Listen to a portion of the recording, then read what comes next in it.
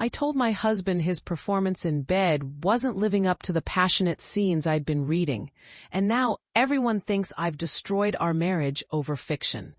That's not the whole truth, though there's a reason I started comparing him to imaginary men. And it has nothing to do with the books themselves. My friends say I've lost touch with reality, that I've let romance novels warp my expectations of what real intimacy should look like. My sister stopped answering my calls after I tried explaining myself. But they're all reacting to the surface, to what Mark told his brother, who told his wife, who broadcast it to our entire social circle. Nobody's asking why I needed those stories in the first place. I'm going to walk you through exactly what happened, including the part I haven't admitted to anyone yet. By the end, you'll understand why I can't simply apologize and move on, even though our bedroom has become a cold war zone and Mark now turns his back to me every single night. There's something I did before that conversation, something that made the comparison slip out of my mouth like poison, and it changes everything about who's actually at fault here. The romance novels started innocently enough last spring. My coworker Jenna had been raving about this historical series during lunch breaks, describing these elaborately choreographed intimate scenes with the kind of breathless enthusiasm usually reserved for talking about vacations or new restaurants. I'd always been a reader, mysteries mostly, sometimes literary fiction, but I'd never ventured into romance territory. It seemed indulgent, maybe even a little embarrassing. You have to try at least one, Jenna insisted, sliding her phone across the cafeteria table to show me the cover. A shirtless man with improbable abs stared into the middle distance, while a woman in a strategically torn bodice clung to his chest. I know how it looks, but the writing is actually good, and the sex scenes, they'll change your life. I laughed, but I downloaded the sample chapter that afternoon during my commute home. Mark was working late again. He'd been putting in 60-hour weeks since February, chasing a promotion that his boss kept dangling just out of reach. Our own intimate life had dwindled to occasional Saturday mornings, perfunctory and brief, squeezed between grocery shopping and yard work. I didn't think much of it. We'd been married 8 years. Everyone said this was normal. That first chapter hooked me immediately. Not because of the sex, I hadn't gotten that far yet, but because of the way the hero looked at the heroine. Like she was the only person in any room, like her thoughts mattered more than his own comfort, like touching her was a privilege he'd spend hours earning. I read 3 more chapters on the couch, while Mark microwaved leftover pasta and scrolled through his phone. When he asked what I was reading, I said just something Jenna recommended, and left it at that. I finished the book in 4 days. Then I bought the sequel. Then the entire series. Then I branched out to other authors, other subgenres, contemporary, paranormal, romantic suspense. Within a month, I was reading a book every 2 or 3 days, staying up until 1 or 2 in the morning. My phone's brightness turned down low, while Mark snored beside me. The books weren't just about sex, though the sex was admittedly creative and athletic, in ways that seemed biologically improbable. What captivated me was the attention the heroes paid to their partners. They noticed things, a change in breathing, a slight tension in shoulders, a distant look that meant something was wrong. They asked questions. They listened to the answers. They prioritized their partner's pleasure with single-minded focus, treating it like a puzzle they were honored to solve. I started noticing the gaps in my own marriage more acutely. The way Mark would kiss me hello without actually looking at me, his eyes still on his laptop screen. The way he'd ask, "How was your day?" and then immediately start talking about his own before I finished answering. The way our Saturday morning routine had become so mechanical, I could set my watch by it. 7 minutes of foreplay. Missionary position. Finished, before I'd fully warmed up, then straight to the shower, while I lay there wondering if this was really all there was for the next 40 years. I didn't say anything though, not yet. I knew the books were fantasy, that real life didn't work like fiction. I understood that Mark was stressed about work, that we were both tired, that marriage required accepting imperfection. I told myself I was being reasonable, mature, realistic in my expectations. But I kept reading, and the gap between what I was consuming at night and what I was experiencing in daylight grew wider. The first time I tried to initiate something different was a Saturday in June. Mark reached for me with his usual efficiency, the same sequence he'd been following for years, like a recipe he'd memorized and saw no reason to modify. I caught his hand and said, "Can we maybe slow down a little, try something new?" He paused, looking confused. Like what? I hadn't prepared specifics. I just wanted more attention, more variation, more sense that he was actually present with me instead of going through motions. I don't know, just be more creative, more spontaneous? I thought you liked our routine, he said, and I could hear the defensiveness creeping into his voice. You've never complained before. I hadn't, and that was true. I backpedaled immediately. No, it's fine. I just thought maybe we could mix things up occasionally. He kissed me then, but the moment had curdled. We finished quickly, both of us mechanical now, and he headed for the shower without the usual small talk. I lay in bed, feeling vaguely ashamed, though I couldn't articulate why wanting something different should make me feel guilty. I tried again 2 weeks later, more prepared this time. I bought new lingerie, black lace instead of my usual cotton basics, and lit candles in the bedroom, feeling ridiculous and hopeful in equal measure. When Mark came upstairs, he stopped in the doorway. "What's all this?" "I wanted to make tonight special," I said, channeling the confidence of a dozen fictional heroines who'd seduced their love interests with boldness and lingerie. He smiled, but it looked uncertain. "Okay, sure." He approached the bed like he was navigating a social situation he didn't quite understand, and when we started, I could feel his hesitation. I tried directing him, maybe kiss here, touch me like this, but each suggestion made him stiffer, more self-conscious. Finally, he pulled back. "I feel like I'm auditioning for something," he said. "Like nothing I do naturally is good enough." "That's not, I just want us to enjoy each other more, to be more present." "I am present. I'm right here." He sat on the edge of the bed, his back to me. "I don't understand what changed. We've been fine for 8 years, and suddenly I'm doing everything wrong?" The candles flickered. My expensive lingerie felt costumey, absurd. I blew out the flames and said, "We should just forget it. Go to sleep." He didn't argue. That's when the resentment started building, quiet and insidious. I found myself comparing him to the heroes in my books, not consciously at first. But the thoughts crept in unbidden.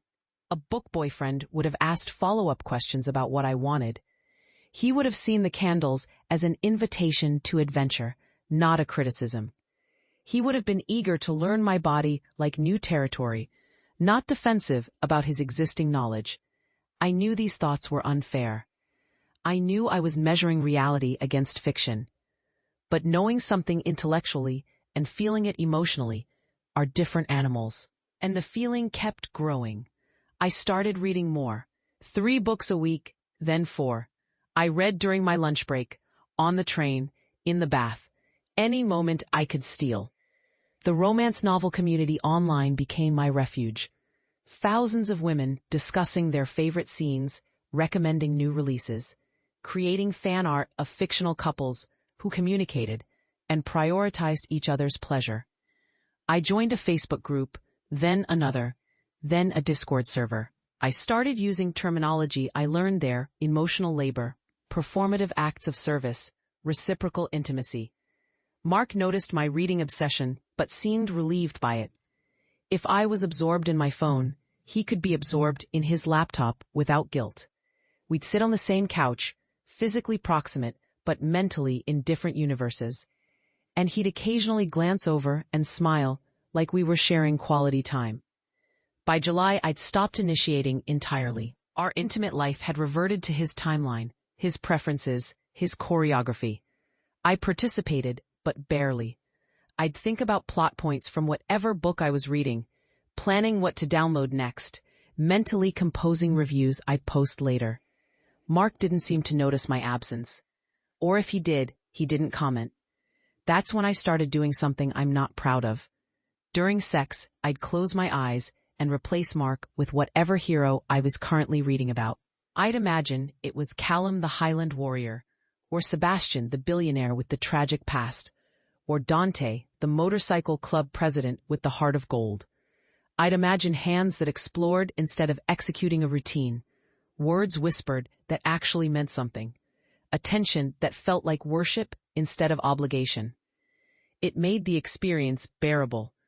More than bearable sometimes. It was the only way I could finish it all. But every time I did it, lying underneath my husband, while pretending he was someone else entirely, I felt a sick twist of guilt mixed with defiance.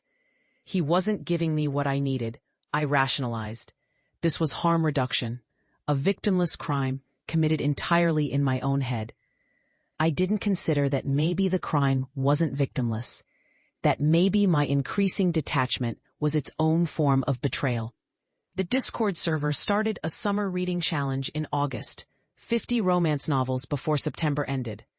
I joined enthusiastically, posting reviews and participating in live read threads where we'd all read the same chapters simultaneously and react together.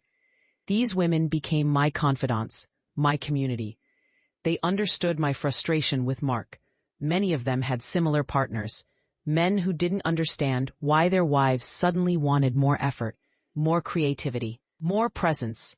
You're not asking for anything unreasonable, a woman named Books and Wine Mama wrote in response to my venting one night. You deserve to feel desired, not serviced. Romance novels haven't ruined your expectations. They've just shown you what's possible. That validation felt like oxygen. I screenshotted her comment and looked at it whenever guilt crept in. See? I wasn't delusional. I wasn't wrong to want more. The problem wasn't my expectations. It was Mark's lack of effort.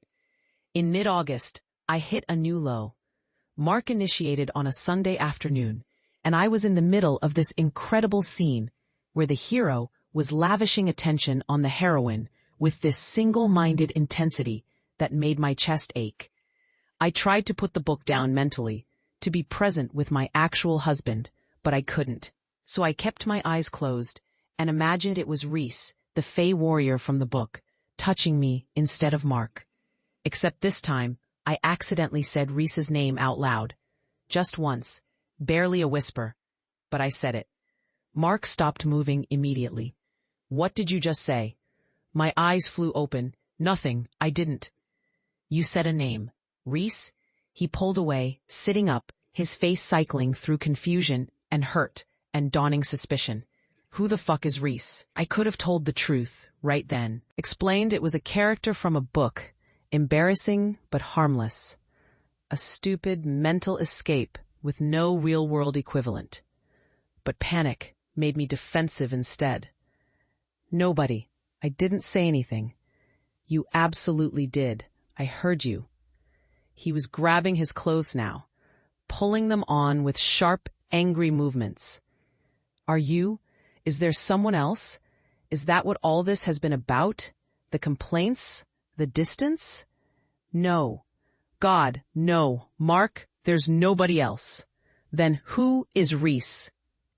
He was standing now, fully dressed, looking down at me, still tangled in sheets. His face had gone hard in a way I'd never seen before. I should have explained. Instead, I doubled down. You're being paranoid. You misheard me. I didn't mishear shit. He left the bedroom, and I heard him thundering down the stairs. Heard the front door slam. Heard his car start in the driveway. He was gone for 4 hours. I spent them spiraling, mentally rehearsing explanations, each one sounding more pathetic than the last. I texted him twice, please come home, and I can explain, but he didn't respond. When he finally returned, I'd worked myself into a state where defensiveness had calcified into righteous anger. How dare he storm out instead of listening? How dare he assume the worst instead of asking questions? His lack of trust was just another example of his lack of attention, his fundamental inability to really see me. "Reese is a character in a book," I said when he walked into the living room. "That's it, a fictional person." He stared at me. "You said another man's name, even a fictional one, during sex. You understand how fucked up that is, right?" It just slipped out. I've been reading a lot, and I wasn't paying attention to what I was saying. "You weren't paying attention." He laughed, but there was no humor in it. "That's exactly the problem, isn't it? You're never paying attention anymore. You're always in your phone, in your books, anywhere but actually here with me." The accusation stung because it was true, but I wasn't ready to admit it. Maybe I wouldn't need to escape into books if you put even half the effort into our relationship that these fictional men do. That's when it all came spilling out. Months of accumulated resentment, comparisons I'd been making silently, expectations I'd been nurturing in the dark. I told him how disconnected I felt, how mechanical our intimacy had become, how the men in my books actually seemed to care about their partner's pleasure, instead of just going through motions. I told him I felt invisible, serviced but not seen, that our sex life had become a chore he performed with the same enthusiasm he brought to taking out the garbage. "So this is my fault?" His voice had gone dangerously quiet. "I work 60 hours a week to provide for us. I come home exhausted. And somehow I'm the villain because I'm not performing like some fantasy character you've been reading about?" It's not about performance. It's about effort, about caring enough to try. I do try. I've been trying for 8 years, but apparently nothing I do in real life can compete with the imaginary bullshit you've been filling your head with every night. We went back and forth for another hour, our voices rising, accusations getting sharper. Finally, he said the thing that broke something fundamental between us. "You've become delusional. You've read so many of these fucking books that you can't tell the difference between fantasy and reality anymore. You're comparing our actual marriage to romance novels, and you're calling me inadequate because I'm a real person with real stress and real limitations. That's insane." Delusional. The word hit like a slap. I'm not delusional. I just know what I deserve. What you deserve is a reality check. He grabbed his pillow from the couch. "I'm sleeping in the guest room. I can't even look at you right now." He'd slept facing away from me plenty of times over the years, back turned, claiming his side of the bed, the natural position of a tired person seeking sleep. But that night marked the beginning of something different. When he eventually returned to our bedroom 3 days later, he chose his side deliberately, turned his back with intention, put physical distance between us like a wall. The message was clear. I damaged something, maybe irreparably, and he was protecting himself from further injury. I told Jenna about the fight the next day at work, leaving out the part about saying Reese's name, but including Mark's accusation that I'd become delusional. She was immediately sympathetic. "That's such a typical male response," she said. "They don't want to do the work, so they gaslight you into thinking your expectations are the problem. You're not delusional. You're just awake." I wanted to believe her.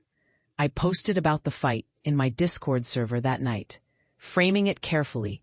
My husband was calling me delusional for wanting more effort in our relationship, for daring to expect that real intimacy should involve actual presence and attention. The responses flooded in, unanimous in their support. He was being defensive. He was deflecting from his own shortcomings. I deserved better. Don't let him make you doubt yourself. Armed with this validation, I became more entrenched in my position. When Mark tried to have calmer conversations about what happened, I heard his words through the filter of what my online friends had said. He was gaslighting me, deflecting, refusing to take responsibility for years of neglect. When he suggested maybe I should take a break from the romance novels, I heard it as controlling behavior, an attempt to isolate me from the community that actually understood and supported me. "You just don't want to put in the effort," I said during one of these conversations. "It's easier to blame my reading than to actually try being a better partner." His face did something complicated, hurt and frustration and resignation all at once. "I don't know how to compete with fantasy. Tell me what you want specifically, and I'll try. But I can't be someone I'm not." I rattled off examples from recent books. The hero who'd spent 3 hours just on foreplay, learning every inch of his partner's body like he was studying for an exam. The one who'd asked detailed questions about fantasies and then fulfilled them with elaborate planning. The one who'd written love letters and left surprise gifts and arranged entire romantic weekends just to show his devotion. Mark listened, his expression growing more helpless with each example. Those are fantasy scenarios written by authors who get paid to make them appealing. I'm a real person with a demanding job and limited energy, trying to maintain a real relationship. Those aren't realistic benchmarks. "So you're saying you won't even try?" "I'm saying I can't be perfect, and you're asking for perfection." "I'm asking for effort." "You're asking me to compete with fiction." His voice rose, frustration finally breaking through. "And you're so deep in these books that you can't see how unreasonable that is. You're literally saying another man's name during sex, and somehow I'm the problem? You're choosing imaginary relationships over our real one, and I'm supposed to just be okay with that?" I wanted to argue, but something in his face stopped me. He looked exhausted, defeated in a way that had nothing to do with his job. For just a moment, I saw us from outside, a husband begging his wife to choose reality. A wife so absorbed in fantasy that she couldn't see the damage she was causing. But then I thought about all those nights, lying beside him while he scrolled through his phone. All those conversations where he half listened while checking email. All those years of missionary position Saturday mornings that left me feeling used instead of loved. My moment of doubt hardened back into certainty. He'd neglected me first. This was just consequence, finally catching up to cause. "Maybe if you'd paid attention to me before I found the books, we wouldn't be here," I said. He looked at me for a long moment, then nodded slowly. "Maybe you're right. Maybe this is what I deserve for working too much and not being romantic enough." He paused. "Or maybe you've convinced yourself that I'm the villain in your story, so you don't have to feel guilty about checking out of our marriage." He left the room before I could respond. That's when things got really bad. Mark started working even later, leaving before I woke up, coming home after I'd gone to bed. When we did cross paths, he was polite but distant, like I was a roommate he was trying not to inconvenience. He slept on his side of the bed with his back turned, and the few times I tried to initiate conversation, or once desperately intimacy, he deflected with excuses about being tired or having early meetings. I told myself I didn't care.